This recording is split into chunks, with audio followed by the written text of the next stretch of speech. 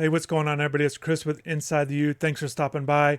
As you can see from the title of the video, I watched every single Minnesota Golden Gophers football game from the 2024 season.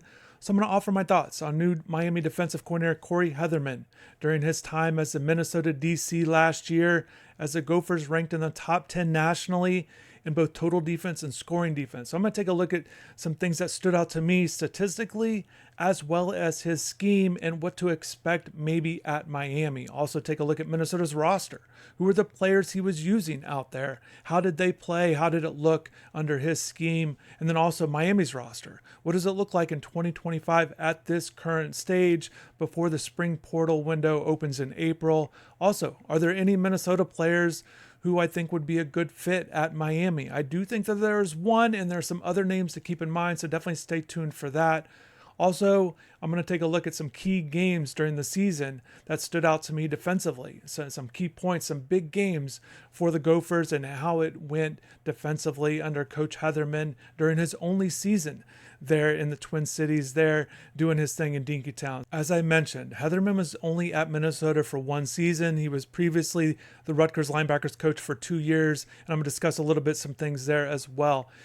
But overall, just my overall thoughts on the Minnesota defense throughout the season was I thought week in and week out, regardless of the opponent, regardless if they had a high-flying offense or not, the defense came to play each and every week, and the numbers show that. I thought they were very consistent. I thought they played really well most of the season, and throughout the entire season, they made a lot of plays, and they gave their offense, they gave their team a chance to win games. This is a team that finished 8-5. They won their bowl game.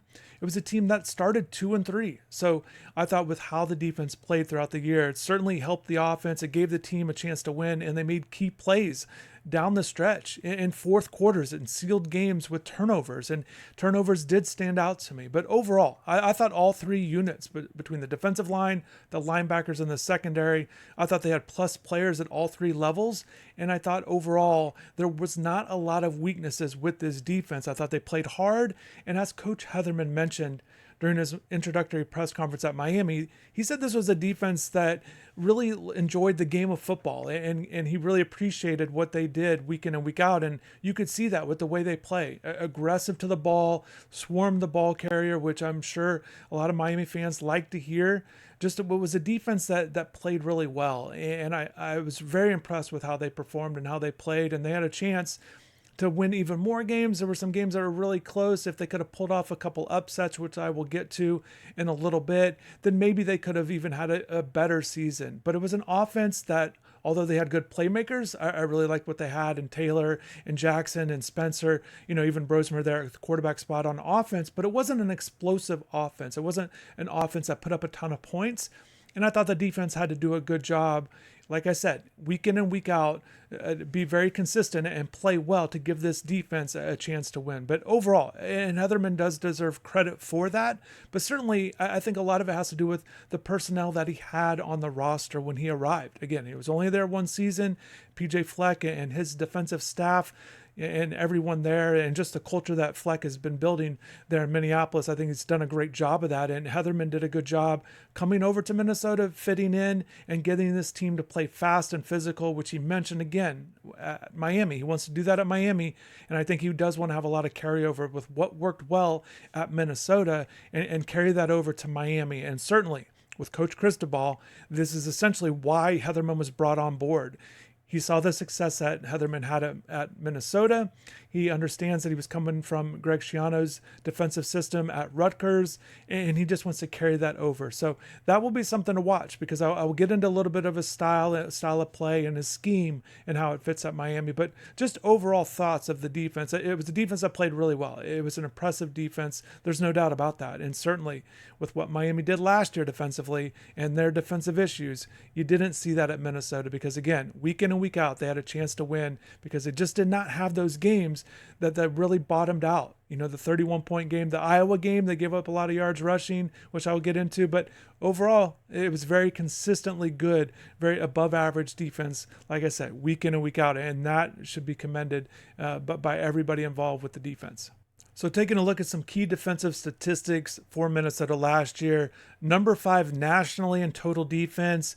Number 9 in scoring defense, great numbers there. It did dip a little bit in terms of their rankings in Big Ten play, as they were 6th and 7th in conference games against conference opponents.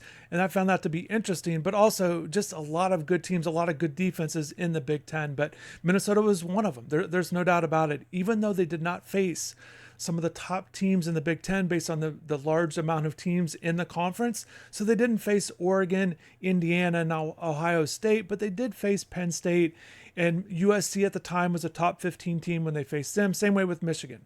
But again, they didn't face all of the top teams, but they did face some other good teams, which I will get into their schedule in a little bit. But another thing that stood out to me defensively was they were 12th nationally against the run. Again, really impressive. It's a point of emphasis. Hetherman had that at Minnesota week in and week out. That's what they wanted to do. They wanted to stop the run. He said that even in his press conference at Miami. He wants to stop the run. I think that's going to be a big point of emphasis.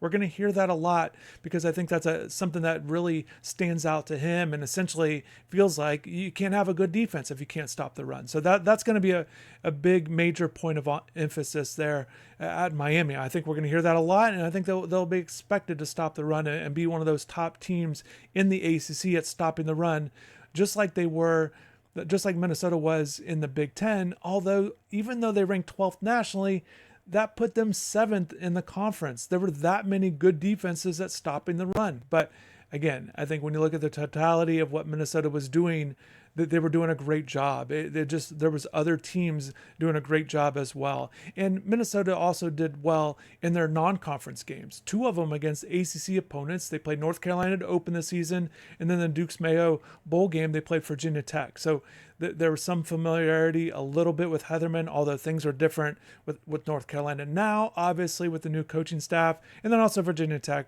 with the quarterback situation they had in the bowl game. So it is a little bit different. But then also dominated against Rhode Island and Nevada, pitching shutouts in both of those non-conference games. There's 2 other things statistically that stood out to me too. Red zone defense.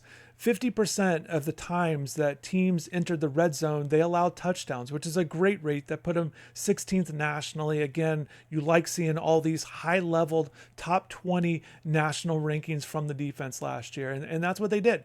Another top 10 defensive statistic that they had was interceptions. This was a team that picked off a lot of passes, 17 on the season, and what stood out to me with the interceptions was their 4 main guys in the secondary all had multiple interceptions on the season. So that's from their cornerbacks and their safeties. So that was great to see. You like to see teams, in the secondary make plays and pick off passes. And they did so on some big moments. This wasn't just against the lower level teams on their schedule. They had some big interceptions late in games, helped them seal some victories with those interceptions. So that was very big, and kind of just having that playmaker's mentality, I think, is going to be important for this secondary, a revamped secondary at Miami with all their transfer portals they brought in here.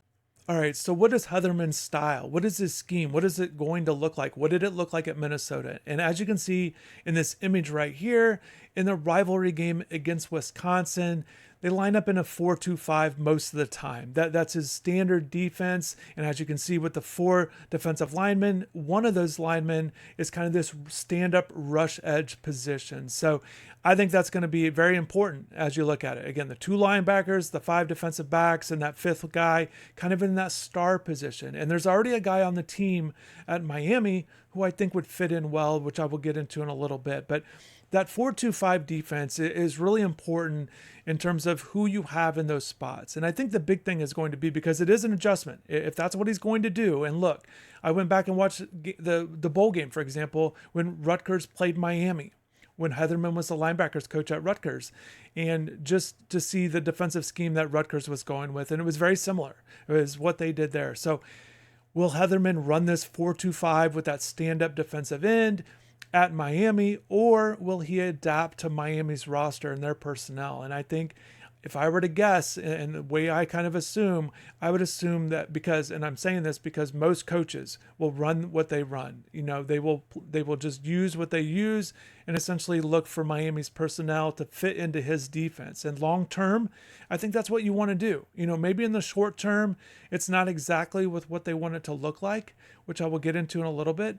But I think overall, I would expect this to be his scheme, and that's what they were going to go with. So I would look for Miami to run this 4-2-5 defense, stand up defensive end, getting pressure with three, and really having those defensive linemen, all four of those guys being really important parts of the defense, in addition to the linebackers and the secondary. A lot of guys in the back, they can go man, they can go zone, they kind of mix it up a little bit. I think that will depend on the personnel, and we'll see how things go and how things go in spring ball as Hetherman continues to learn about this defense and learn about the personnel that they're bringing in, because they brought in a lot of new guys in the secondary there. All right, so let's take a look at Minnesota's personnel. I want to kind of identify some of the guys that they were going with last year, and they did a great job of really maximizing what each player was. And they had some really high-level playmakers, again, at all three levels. Defensive line, they had it at linebacker, and also in the secondary. And I thought that was really good to see. And I thought they had some really good players last year. Look, maybe there wasn't a Tyrone Carter, Karan Riley, or even Antoine Winfield Jr. out there, but I thought they had really good players, and it stood out to me with the depth that they would go with as well. They had some guys that in some key roles that would come in and play well also, whether it was on the defensive line, linebacker, again, in the secondary, they played a lot of different guys too. So I thought they did a good job. But taking a look at the defensive line, because that's what stands out to me the most about this defense, and maybe the adjustments that he might have to make, or Miami's going to have to make to his defense. But Minnesota last year, the biggest thing I can say about the defensive line, it was very big. It was much bigger than what Miami has right now on its roster. That's a huge difference. And I think also at the other spots too. Even at linebacker, I thought Minnesota had some big linebackers. The primary guys that they had on the defensive line, just going to read off what they had there. Defensive tackle, their top two guys were 6'4", 290 and 6'6", 310. That's much bigger than what Miami has right now. Also, the defensive ends, that key defensive end spot with his hand on the ground. They had Jaw Joyner there at 6'5", 265. He's a Senior Bowl invitee looking to get drafted. Good season from him. And also Anthony Smith, 6'6", 285. So kind of mixing those guys in, a big defensive end at that third spot there. And then they had the stand-up defensive end. They were going 6'5", 255 with Strigo, and then also Jackson Howard, if you remember, a former Miami recruit, 6'4", 245. And that stand-up defensive end is so key, I think, with this defense, because it needs to be an athletic guy. Can he rush the outside? This is where it can be a really tricky or really unique with what you want to do with that stand-up defensive end.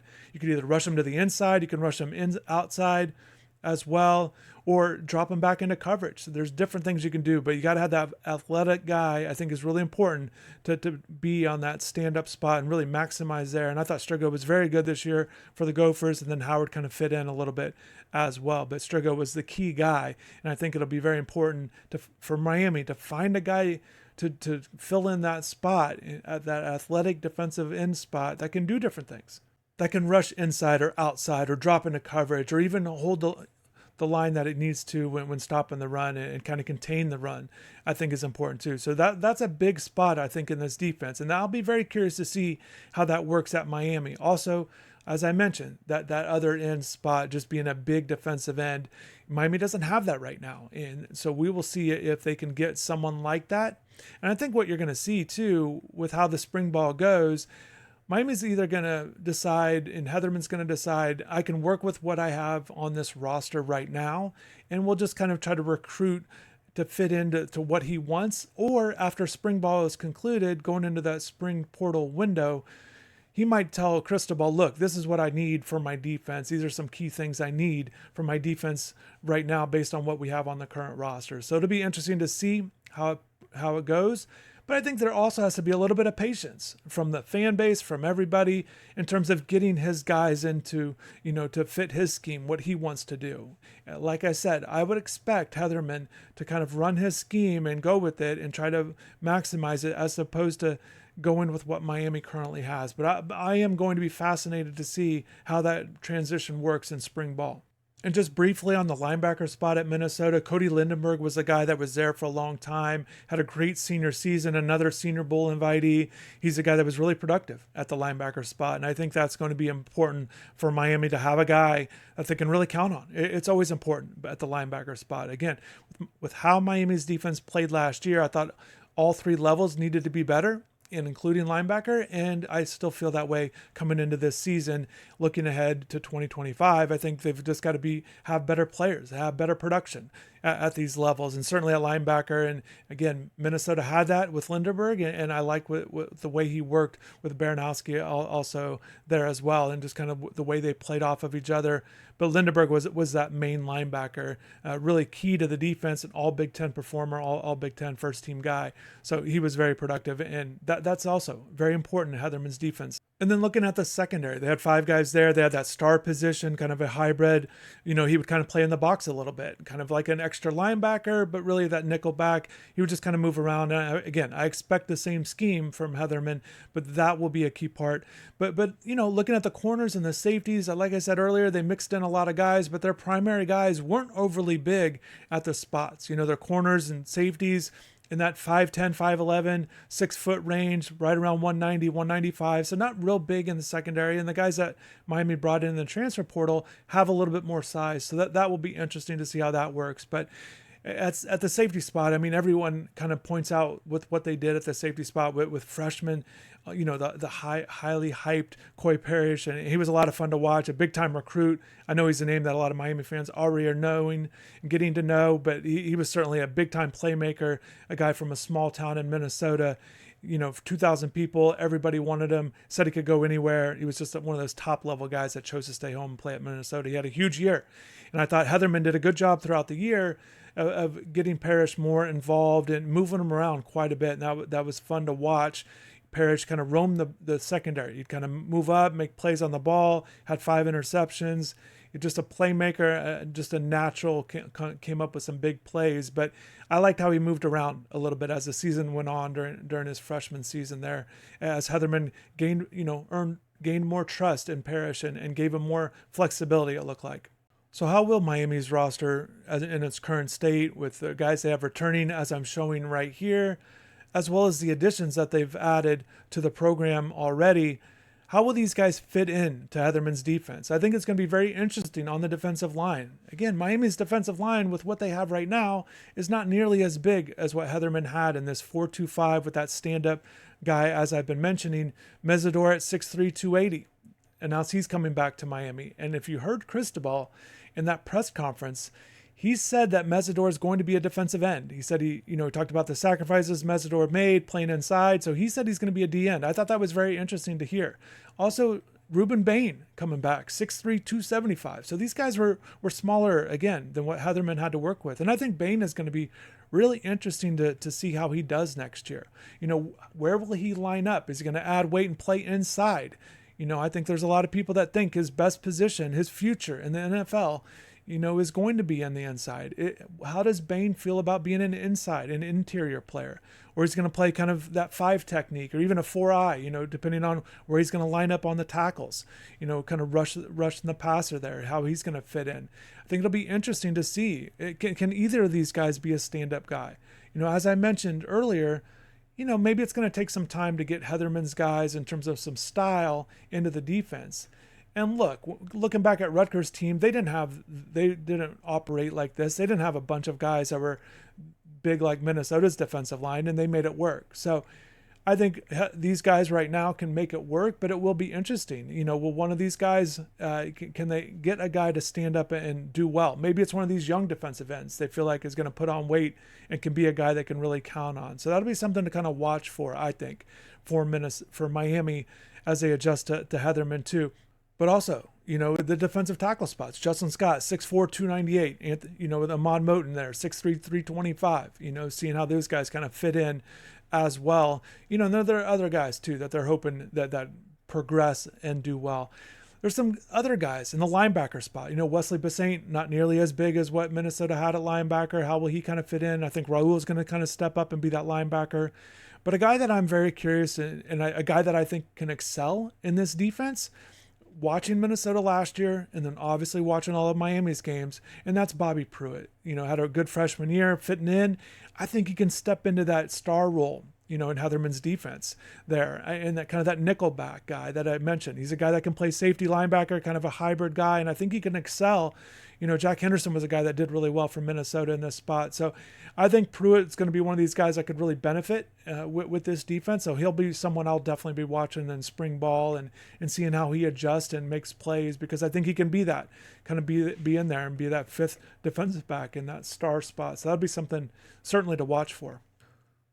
So looking back on Minnesota's season, as I mentioned, 8-5 overall, finished well, but that 2-3 start, it was disappointing at those two consecutive losses with Iowa and then at Michigan, teams that they really struggle against kind of year in and year out. And at Michigan, for example, I've been to one of those. I've been to one of those Minnesota at Michigan games for the Little Brown Jug, and Minnesota does not do well, has not done well historically. So after that loss at Michigan there, and again at the time, Michigan was a top 15 program. Minnesota dropped to 2-3, and it felt very deflating kind of just watching them in the Iowa game, giving up all those rushing yards. Again, a team that they have struggled with over the years. And then they faced USC, and kind of this, again, USC at that time, top 15 in the country, number 11 in the country. They end up having a different season, but at that point in the year, Minnesota was facing them, and they came out with the win. And that's, to me, is what really stood out. And I thought the defense played really well in that game, had the big interception at the end of the game. But I thought it was a real statement game. You got to understand, a program like Minnesota isn't used to winning, as I mentioned before with Michigan. They don't win games like that, and against those high-profile programs. And that win against USC, regardless of how USC's season ended up, it was a big win for the program, and the defense did a great job throughout. I thought they did a good job against USC, which had a really good offense and put up big numbers. But Minnesota did a good job and really containing them, didn't allow too many big plays, and kept them under 400 yards of total offense. At that time, it was a season low for USC in total offense, and it was actually their second lowest of the season. So Minnesota's defense did really good in that and really matched them, brought the intensity there. And I thought they just did a good job. That home crowd really rallied around them, and a back and forth game, and Minnesota came away with it. And I thought that really helped set the tone for the second half of the season. And they had some really good stretches of really racking up some good wins throughout the rest of the season. But I think it all goes back to that USC game. And you like to see that from a defense rising to the occasion against a high-level opponent and a high-level offense. And Minnesota's defense definitely did that. So they beat USC 24-17, 17 points. It was obviously a great performance. That's what they averaged on the season. Minnesota's defense, only 17 points a game. And then the next week, they play UCLA, a struggling program, and they fall behind. They were very flat in that game, and they actually came back and won that. Again, the defense playing well and key moments in the second half. You like to see it. You like to see the big plays that they made in the fourth quarter there, kind of to seal the game. And I thought it was great. A huge game from Parrish, going back to him. But again, the defense, only 17 points allowed in that one, and you're seeing consistently good efforts at this point, and Minnesota's now getting ahead of things and doing well and feeling good about themselves. So I thought that was another key defensive game in the season, getting that win against UCLA there out at UCLA, a program obviously that they are just now getting to face with the new Big Ten opponents there.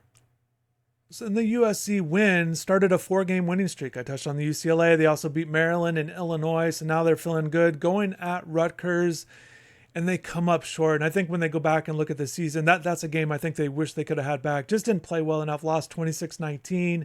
Defense gives up some points. But, it just was a game that they just didn't make enough plays and just kind of came out flat there on the road and just didn't do well enough. And that was a disappointing loss as they were gaining momentum in the win streak. But even with that loss, again, this is what you like to see with teams. You like to see them bounce back with performances. And I thought they bounced back great against Penn State, top 5 team in the country, a team that was looking to make the college football playoff at this point in time. And Minnesota nearly pulled off the upset there. They lose 26-25.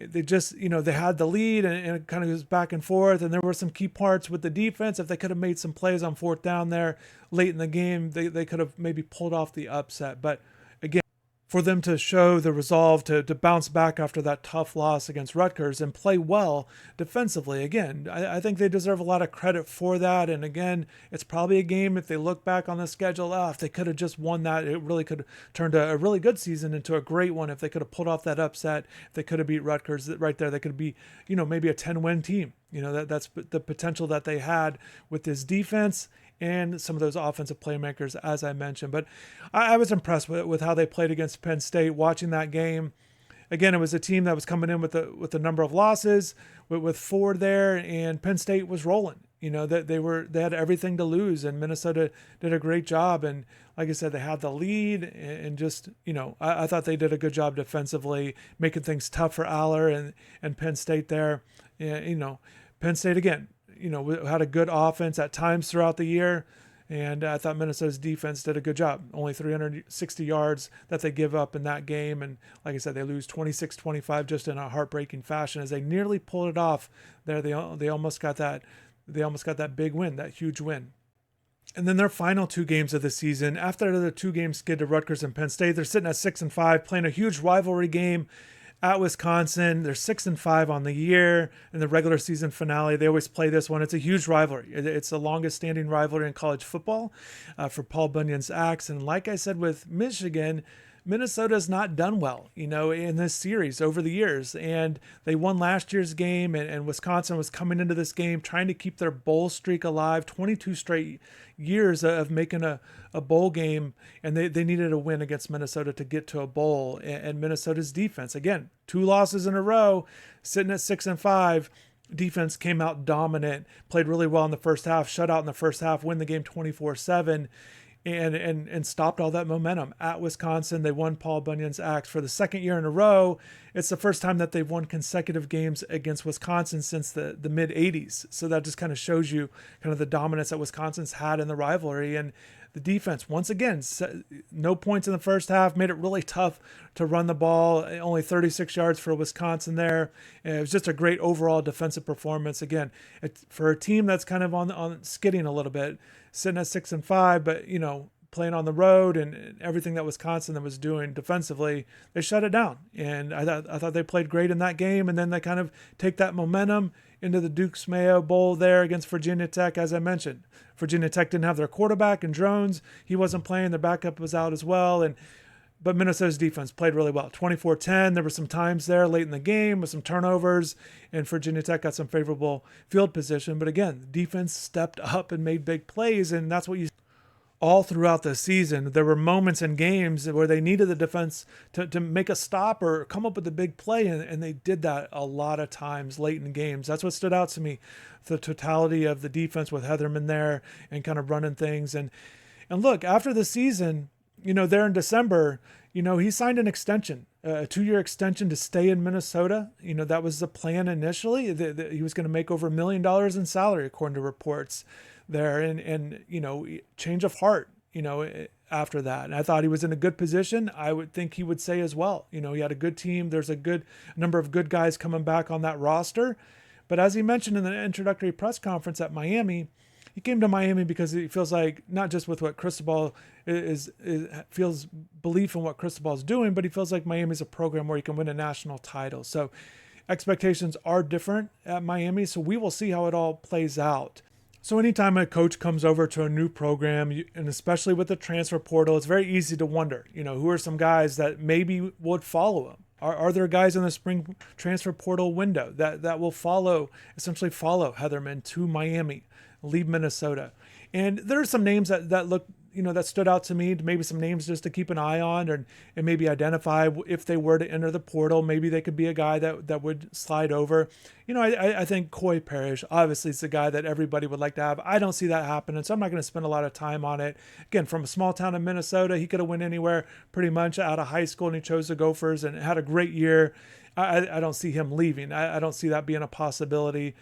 And certainly if he's a big-time player, he'd be a big-time player at Miami. But there's other guys I want to focus on. There is another safety at Minnesota that I thought was intriguing, a guy from down here, from Naples, and that's Kerry Brown. He had 63 tackles last year. He comes from the tree of Edgerrin James from Immokalee there, played in the Pop Warner League down there. So Kerry kind of knows edge there a little bit there. And I just thought he was a good safety. But the thing is, if Corey comes in, now you're looking at, is he going to take over for that spot that essentially, right now, the way the roster is constructed is Zaquan Patterson's, as it seems. So I think Brown was obviously much better than Patterson last year, but obviously there's a lot of hope that Patterson can really emerge in this second season. So we'll see how that goes. But I think Corey Brown was a name that stood out to me. I thought he played well for Minnesota, kind of forming this young safety duo with Parrish there for the Gophers. Staying in the secondary, another guy maybe just to think about. And I think this guy would be maybe more of a depth guy, with what they brought in. And that's cornerback Zaquan Bryan. He was a guy from Savannah, Georgia, and I think there's some ties there. He won 2 state titles. He played with current Miami signee, a freshman defensive end, Herbert Scroggins, there in Savannah. They played together in high school. I thought Bryan was just one of the, like I said, just one of those key guys in terms of maybe a role guy, but obviously he's looking to step up there at Minnesota. But, just another guy with ties to the Southeast and does have that connection with Scroggins. I thought that name kind of stood out. And, you're looking at linebackers. Maverick Baranowski was a guy that played a lot. He's from Ponce Inlet there in Florida. So maybe he's a guy. But I think Devin Williams, out of Ohio, he was a linebacker. But again, looking to get a bigger role at Minnesota. But I think with what Miami has at linebacker, I think he'd be a guy that they certainly should look into and maybe think about, when they're looking at the linebacker spot. But again, if they believe in what Raul has and Basaint, those are their 2 main guys, I wouldn't see why a guy like Devin would come to Miami and play a secondary role when he has a lead role there that he's looking to get at Minnesota. So those are just a few names, but the number one name, and this would be great, I think a lot of teams in the country would love to have this guy, and that's Anthony Smith. 6'6", 285 defensive end. I think he would fill that spot, that strong side defensive end spot with his hand on the ground in this defense. I think he'd be a great fit. I thought he looked great last year. Kind of split time a little bit with Jaw Joyner there, but I thought when Smith was in there, he made a lot of plays. The tackles for losses, as you can see right here, the tackles for losses were really high, led the team. Also some sacks there. So he was doing a good job. I thought he did a good job against the run and pass, kind of this combo guy from Pennsylvania. Certainly, if he were to enter the portal, and he's a guy that has already announced, after the season that he was going to stay and return at Minnesota. But, if he were a guy to enter the portal in the spring, if things were to change, I would assume Miami would definitely love to have him. And to me, that's the number one guy on Minnesota's defense. If any of these guys were into the portal, other than Parrish, but as I mentioned, I don't see that happening at all. Anthony Smith is the guy that I think would be a great addition, to Miami's defense based on what I saw from throughout the year. But as I mentioned, their defense played really well, and Corey Hetherman does deserve a lot of credit, even though he was only there for 1 season.